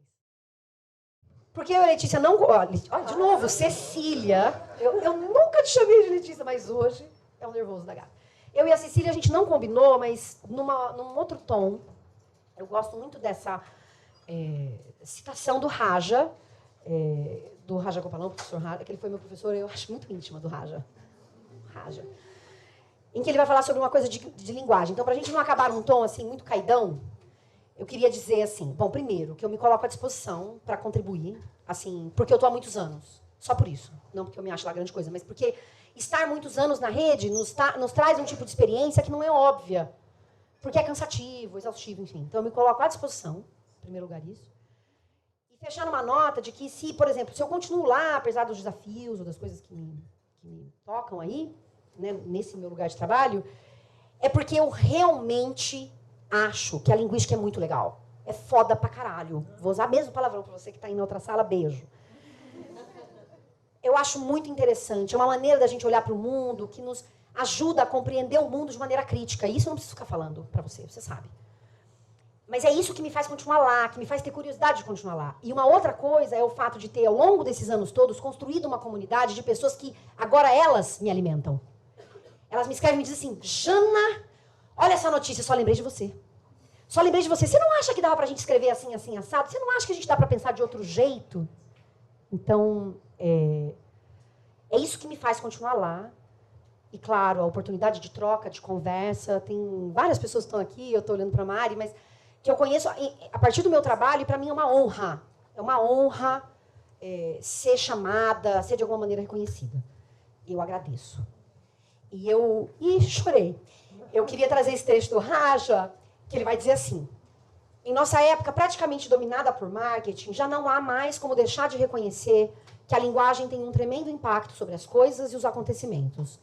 Nós vivemos na era da mídia. Mesmo aqueles entre nós que são analfabetos ou privados por outros motivos quaisquer do acesso a outras formas de divulgação de informação, estão mesmo assim longe de estarem imunes à influência esmagadora da mídia. Isso é uma coisa também que me toca muito, é o meu próximo livro. Inclusive eu publiquei um livro, tá vendo aí fora. E se eu escrevo livros hoje, é porque eu trabalho com internet. E as pessoas começaram a gostar disso. E me fizeram esse convite, também tem isso. Nem tudo é só ruim, claro, né? E a principal fonte do poder da mídia advém do poder da linguagem.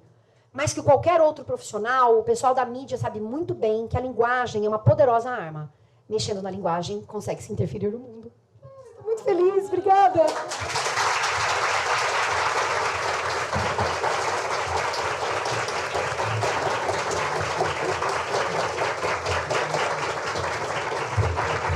Vai ali para pergunta? Era uma mesa de homenagem à rádio, eu tô falando. Era divulgação científica. Exatamente. Muito obrigado, Cecília, Jana, pela apresentação de vocês. Nós vamos abrir para um curto tempo de discussão, uns 10 minutos. Eu vou pedir para quem quiser fazer alguma questão, levantar a mão, por favor. E quem assinou a lista, ficar para o sorteio, tá? Que a gente vai fazer o sorteio. Quem gostaria de fazer questões, por favor?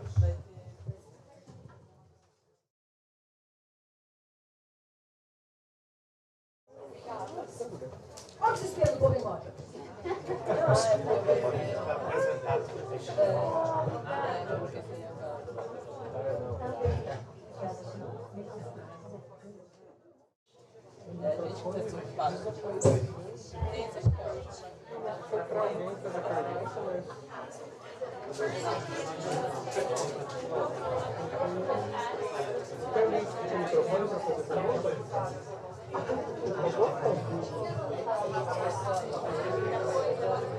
Não, selfie.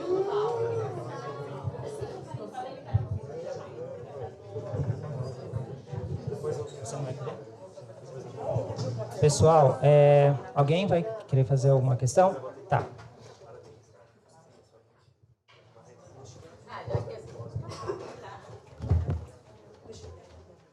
Professora, você vem aqui mais próximo. Ela vem.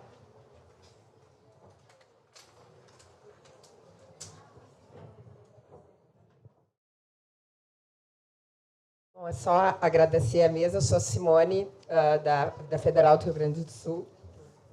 E, bom, e dizer que aqui temos outra divulgadora, minha amiga querida, e da biologia, e dizer que, assim, eu acho que é um apelo a gente que está nas universidades, que a gente vai ter que começar a reconhecer outras formas de produção de conhecimento para além de artigos, né? E que isso comece a contar, inclusive, nos concursos, né? Porque eu não sei se a Jana quer entrar numa universidade ou não, mas mas assim, a gente vai ter que sair das nossas caixinhas, né? E eu estou falando como alguém que às vezes escreve editais de concurso, e que a gente volta sempre àquele artigos, aí fica contando artigo A1, artigo A, principalmente na nossa área. E é só isso, né? Eu acho que é um apelo a mim mesma, que a gente começa, então, a olhar para além. Assim, a Jana sabe que eu sou muito fã, eu uso muito material dela nas minhas aulas, uso mais do que muitos artigos científicos, né? Então, isso a gente tem que começar a olhar para isso como uma produção de conhecimento séria e relevante. Enfim, era só isso. Mais alguém, por gentileza? Poderia vir aqui, por favor.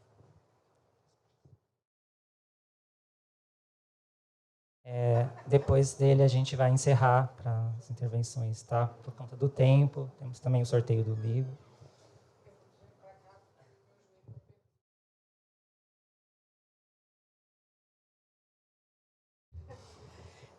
Bom, primeiro quero agradecer, eu acho muito interessante, mas há muitos anos, na avaliação, eles colocaram que os professores tinham que ter produção artística. Escrever poema, publicar texto, isso ia contar nas avaliações, né? O que eu achei assim, bastante complicado. Agora, eu acho que é importante assumir outros canais, mas eu quero perguntar a vocês o que vocês acham, porque vocês fazem produções independentes que são super importantes, têm um papel importante realmente, e eu agradeço. Mas eu fico pensando assim, um projeto vai criar um perfil no Instagram, ou vai ter um canal no YouTube. Acaba o projeto. A gente sabe que esse é um problema. O que vocês acham a respeito disso? Porque não adianta a gente começar uma divulgação, muitas vezes a universidade pede, do PIBID, por exemplo, a gente tem que fazer um perfil no Instagram. Mas e agora que acabou? O que nós vamos fazer? Gostaria de saber o que vocês pensam sobre isso. Obrigado. Vou passar para ele fazer a questão também, depois nós encerramos com as respostas. Oi, gente. Primeiramente, gostaria de agradecer a palestra, muito boa, assim. Anotei um monte de coisa para usar na minha dissertação. Enfim. E eu gostaria de fazer uma pergunta para vocês duas sobre como vocês se sentem em relação à responsabilidade que vocês têm com o público, né?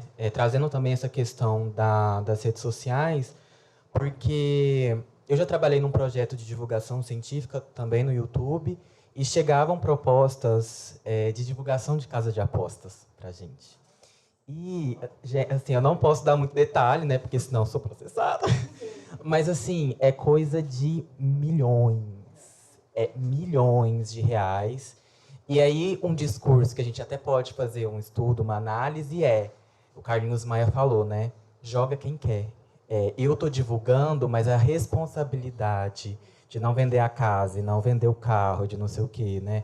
Para pagar esses joguinhos já. Vocês estão ligados o que é? Tipo, enfim. Que às vezes a gente está falando, a galera está boiando, né?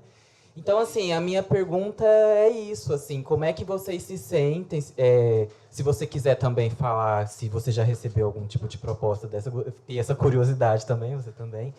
E porque a gente está vendo esse discurso de tirar a responsabilidade do criador sobre o que ele divulga para as pessoas, assim, como que vocês se sentem em relação a isso?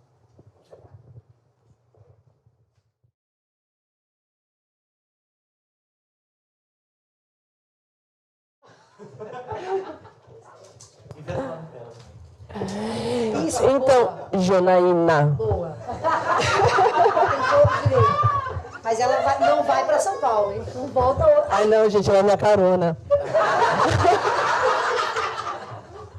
Ai, Zana. Vamos lá. De trás para frente eu vou. Responsabilidade com o público. Tem essa dimensão da propaganda, da publicidade, tal, é uma coisa que eu não tenho uma coisa de um alcance tipo da Jana, que ela vai trazer mais relatos. O que eu posso trazer o máximo, já teve gente que falou, para vocês conseguirem expandir, já que vocês falam de língua, uma língua por episódio e tal, fecha parceria com curso de língua, com curso de inglês, com o aplicativo de aprender língua. E fora que assim, a maior parte das línguas que tem ali são línguas que a gente não está interessado em abordar. E aí a gente, não, eu vou me ferrar aqui para continuar desse. Não vai ser assim, pelo menos, né?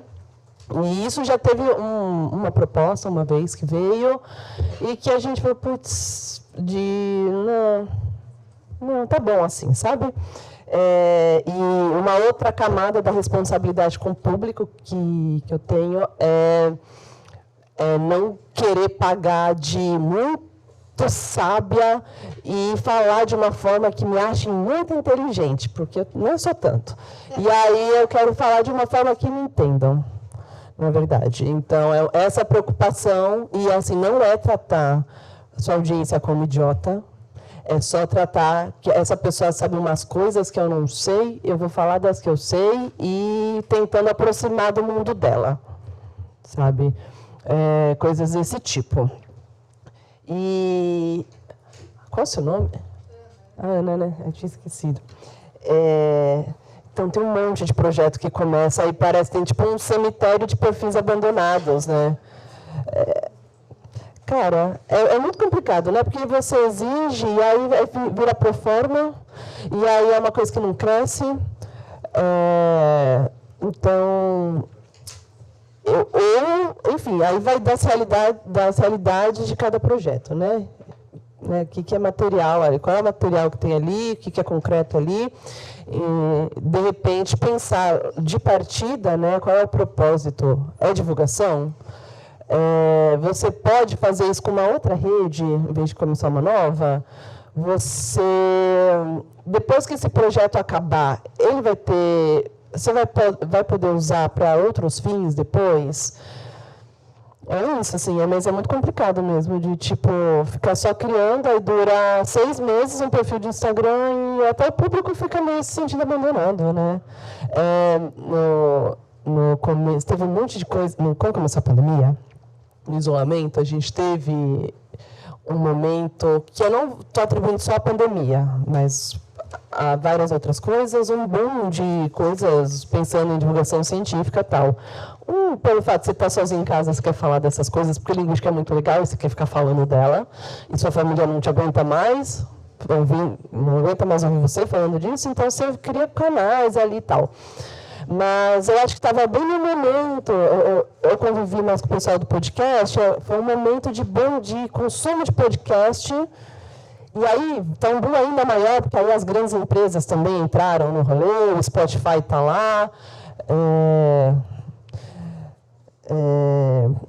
Globoplay, tem piriri pororó, né? Produção independente está cada vez mais complicada, na verdade, com menos espaço.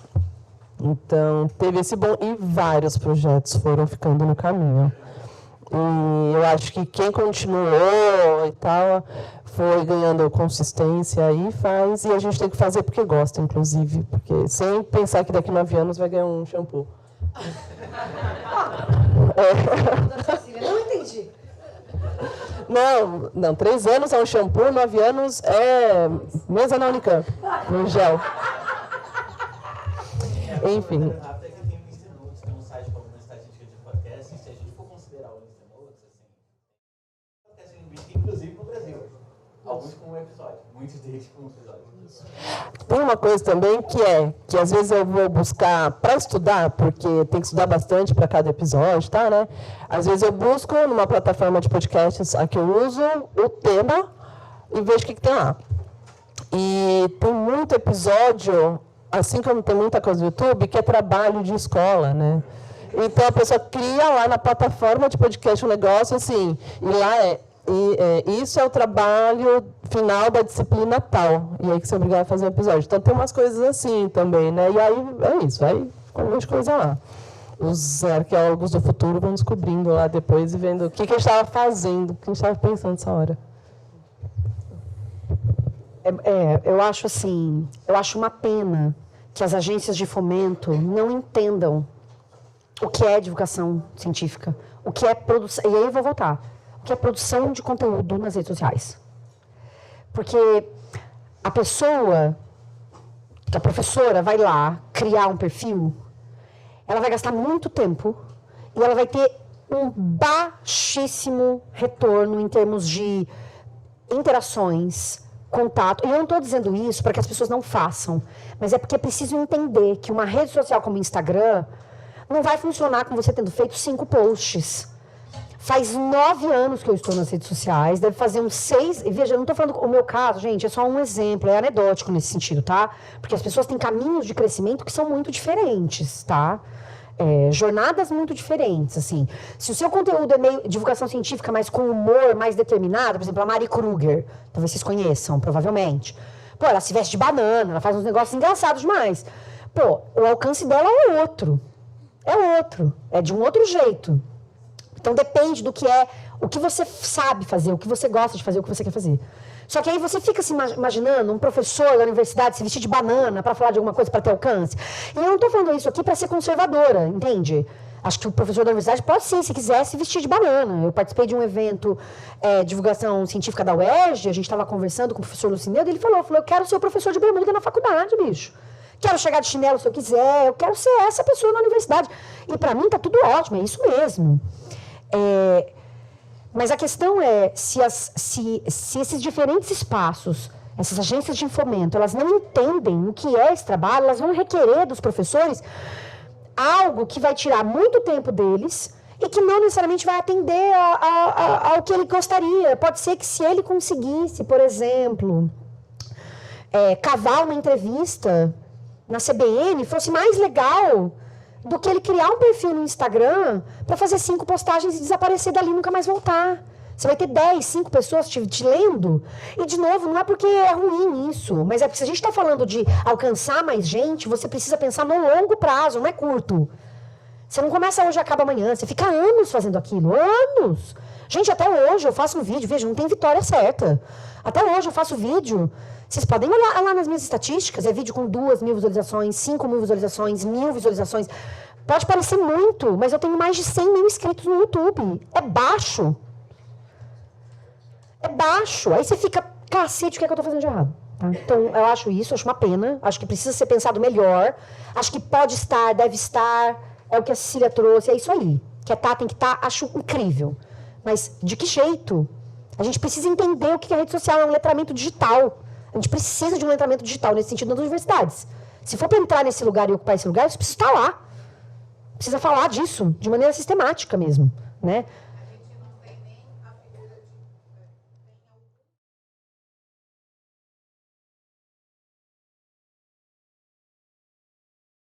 O divulgador. Tem isso. Imagina, obrigada a você. E a outra questão da responsabilidade. Tem muitos eixos aqui, muitos. Primeiro, eu produzo um conteúdo. Eu falo muito, já falei muito sobre linguagem não binária, por exemplo. Estive aí nos debates essa semana, a gente estava acompanhando. Eu falo bastante sobre esse tema. Existe uma responsabilidade que eu assumi essa bucha, eu quero falar, então eu preciso entender o que isso significa. Significa que eu viro um monte de gente transfóbica nos meus conteúdos. O que é que eu faço com isso? Já tem uma responsabilidade aí. Eu apago esses comentários, eu bloqueio essas pessoas. De que maneira eu atuo frente às escolhas que eu faço? E no meu caso específico, são escolhas bastante políticas. Eu faço escolhas muito políticas. Assim, escolho bem o que eu quero fazer. E aí, assim, o que você faz, então, com esses comentários? É uma dimensão. O que eu escolho falar e como eu escolho falar? Eu lembro que teve uma época que as pessoas falavam muito essa coisa do diva. Ai, que diva! Sensata! E aí, para puxar o gancho da Cecília, eu muitas vezes disse, eu não sou a dona da verdade. E, de novo, volto para o lugar. Por isso também a minha dificuldade em falar que eu sou uma divulgadora científica. Porque ainda que eu use uma divulgadora científica, é como se eu estivesse ocupando um lugar de quem vai falar sobre tudo na linguística. E eu já tentei fazer isso, e eu não estou conseguindo, porque eu não tenho tempo. Me demanda muito tempo de estudo, e eu não estava dando conta. E eu quero, e eu gosto. Mas porque tem um lugar que fica potencializado, como eu disse antes, nas redes sociais, de você alçar essa pessoa a um lugar de... Ela quase nem humana, mas é. Em todos os sentidos. De demandarem coisas para você as mais absurdas. As pessoas me pedem tema de mestrado e doutorado. As pessoas me pedem a bibliografia completa, já organizada. Isso é um trabalho, bicho. As pessoas vão pedir as coisas mais variadas. E aí, quando a gente volta de novo para esse produtor independente, tá, você vai pagar quanto? Desculpa, eu sei uma coisa meio nada a ver isso que eu estou dizendo agora, mas você vai pagar quanto? Nada. Por quê? Porque as pessoas se acostumaram. Porque a produção de conteúdo ela é de graça. E aí as pessoas vão exigir cada vez mais. Então, tem um outro lugar também, que é também de responsabilidade, que é discutir o que é a produção de conteúdo nas redes sociais. De que maneira se faz? Isso também é responsabilidade. O que é a nossa vida nas redes? O tipo de demanda. As pessoas, elas xingam. Elas são hostis. Elas dizem o que eu acho que eu posso ser. Elas se decepcionam com o meu marido, que elas nem sabem quem é. Não estou de sacanagem. Eu já recebi mensagem assim. Nossa! Eu estava abraçada com meu marido, tiraram uma foto e eu compartilhei, que é uma amiga. Ele estava segurando um copo Stanley. Sabe o que é um copo Stanley? É um copo que segura cerveja gelada. E a pessoa disse, tô até vendo. Não tô de sacanagem. Decepcionada com seu marido. Falei, bicho, mas deve ser bem Faria Limer ele, né? E aí eu volto para esse lugar da responsabilidade. As pessoas assumem que você é um ser humano sem defeitos, perfeito, e que vai atender a todas as demandas e expectativas dela. Então ela achou que eu era casada, e eu vou usar todos os estereótipos, com um bicho grilo. E aí ela viu meu marido usando um copo Stanley e ela assumiu que ele não era um bicho grilo e que, portanto, deu tudo errado. Porque ele é um Faria Limer. Como eu pude? Casei com um homem numa maratona aqui, gente, pelo amor de Deus. Beijei um homem na boca, beijando cerveja, tomando cerveja na maratona, não tô de sacanagem. Mas eu vou dizer isso, não me interessa. Mas então tem um lugar, essa responsabilidade que é múltipla. E aí tem também, claro, essa coisa do que são as publicidades que a gente escolhe fazer. O tigrinho. Esses dias entraram em contato comigo de uma outra empresa menor. E eles iam me pagar R$10.000 para eu fazer 2 stories.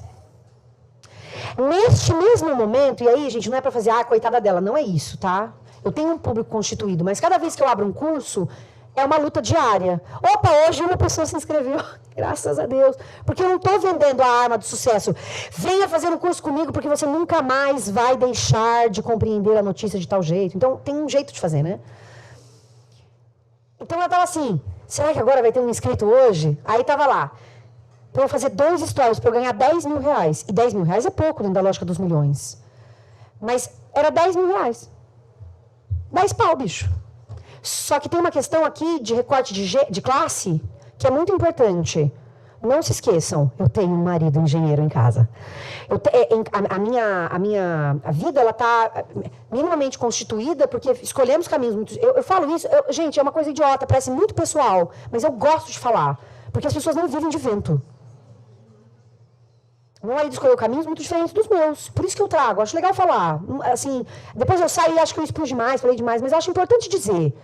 Então, como eu estou com a vida um pouco mais constituída nesse sentido, se eu não ganhar dinheiro esse mês, ninguém fica passando fome dentro de casa, você está entendendo? Isso faz muita diferença para quem produz conteúdo para a internet. Então, eu simplesmente viro e falo, isso é um absurdo, eu jamais vou aceitar fazer uma coisa para o tigrinho. Então, tem muitas nuances aí. Agora, uma pessoa que está lá tentando, não consegue, vem uma proposta dela, eu não estou justificando ela, dizendo que ela pode. Mas tem um lugar que é, para eu continuar aqui, eu tenho colegas que venderam carro para produzir conteúdo para a internet, que investiram dinheiro e que perderam tudo, perderam coisas, porque não deu certo. Porque acharam que investiriam ali e que ganhariam muito dinheiro, e não ganharam nenhum, ficaram devendo. Então, tem muitas nuances a questão da responsabilidade, muitas nuances. Mas eu acho uma loucura. A Maia Massafera, a primeira palavra que ela falou foi Blazer, sei lá, que é uma empresa de... Entendeu? Fez as cirurgias de redesignação, ficou um tempo sem poder falar mesmo, efetivamente, e a primeira coisa que ela fez ao falar foi fazer uma propaganda de casa de aposta. Aí não dá para defender, você entendeu? Que alguém que tem todos os recursos. Herdeira, todos os recursos. Então, tem todas essas nuances, porque tudo isso está nas redes sociais. Tudo isso. E são coisas muito diferentes. E é importante a gente ter esse olhar sempre treinado e atento.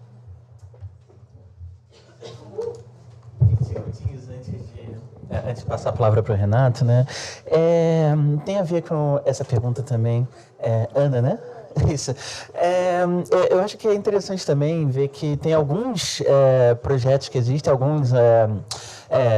enfim, com alguns coletivos que fazem algum tipo de divulgação. Então, por exemplo, eu digo que eu sou um divulgador científico de Araque, sabe? Porque eu sempre entro nos projetos e acho que já sento na janelinha, né? Plagiando o Felipe Figueiredo do Xadrez Verbal, inclusive. Porque, por exemplo, eu já faz acho que uns 2 anos que eu não faço episódio de podcast, porque basicamente eu tinha um compromisso de uma vez a cada 2 ou 3 meses gravar um áudio de 20 minutos e postar numa pasta do Drive e o resto acontecia. E aqui na Unicamp a gente tem um projeto também, né, que tem a outra Ana aqui, Annie Arndt, que é do Blogs da Unicamp, que basicamente o meu trabalho também assim, a gente tem vários, é um condomínio de blogs, então várias pessoas podem abrir algum blog de alguma área, então a gente tem o hashtag linguística, que é blogs.unicamp.br/linguística também, e o nosso trabalho também pelo menos o meu, eu pego, por exemplo, vários trabalhos de final de curso de disciplina, ou escrevo alguma coisa de vez em quando, edito no WordPress, publico e o resto também acontece, né? Então eu não preciso ficar muito preocupado com essa questão de estatísticas e tal. E muito do que acontece também é graças a Aninha aqui e a Érica Mariosa, que eu sempre comento em tudo quanto é fala que eu tenho, né? Então, assim, até por isso eu sou muito fã de todo mundo que faz divulgação científica e tem que começar realmente um projeto do zero, porque eu nunca precisei fazer isso. Então, por isso que eu digo que eu sou divulgador de Araca, né? Então, bom, obrigado, então. Obrigado pela fala, Renato. Bom, pessoas, acho que como todo mundo viu, foi uma mesa extremamente interessante e instigante, tem muitas coisas legais para dizer, acho que, enfim, não vou tentar resumir, obviamente, até pelo avançado da hora, mas a gente viu, né, problemas que vão desde como fazer divulgação científica quando falta letramento científico, como fazer divulgação científica quando falta entendimento sobre o que é academia e o que é ciência, como fazer divulgação científica com mídias que, enfim, comem a gente vivo e gospem o que sobra e sem financiamento, e como incorporar isso dentro da universidade, como ser pesquisador, divulgador e ter rede social, enfim, é tudo muito complicado, mas eu acho que tem luz no fim do túnel, seja ela um trem ou não, e eu acho que boa parte dessa conversa continua, né? Uma última coisa, a Jana falou, bem legal, da gente ficar emocionado com as coisas, acho que a gente fica emocionado por várias coisas. Falar de divulgação científica também é uma coisa um pouco emocionante, porque a gente fala de algo pelo qual a gente tem muito carinho, né? Seja lá o que a gente faça, além de achar a linguística legal, pacas, a gente gosta, né? E quer ver isso bem tratado e representado e tudo mais. Então também mexe com as emoções que a gente tem, porque é o nosso, enfim, é o nosso objeto, né? Isso é importante. Então, obrigado demais, Cecília, Jana, todo o GEL, todo mundo, e bora almoçar, né? Continua a tarde.